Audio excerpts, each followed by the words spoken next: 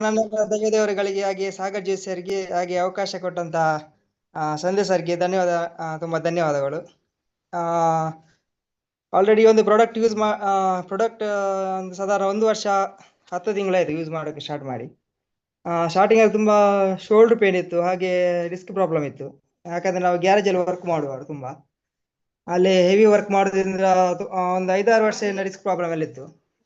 But ಇವತ್ತು products use ಮಾಡಿ ಒಂದು 9 ತಿಂಗಳಲ್ಲಿ ಇವತ್ತು ಶೋಲ್ಡರ್ ಪೇನ್ ಕಮ್ಮಿ ಆಗಿದೆ. ನಂತರ ಇವತ್ತು ಡಿಸ್ಕ್ ಪ್ರಾಬ್ಲಮ್ ಒಂದು 70% ಅಂತ ಹೇಳ್ಬೋದು. ಮ್ಯಾಟ್ರಸ್ ಯೂಸ್ ಮಾಡಿ 70% ಇವತ್ತು ಕಡಿಮೆ ಆಗಿದೆ.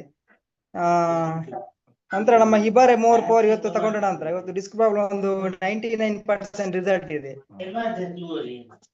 ಇವತ್ತೆಷ್ಟೇ ಬಾಡಿ ಹೀಟ್ ಆದ, ಈಗ ಏನಾದ್ರು ಚಿಕನ್ ಏನಾದ್ರು ಹೀಟ್ ಆಗಿರೋ ತಿಂದೆ ಒಂದ್ 2-3 ದಿವಸ ತುಂಬಾ ಪೇನ್ ಬರ್ತಾ ಇತ್ತು.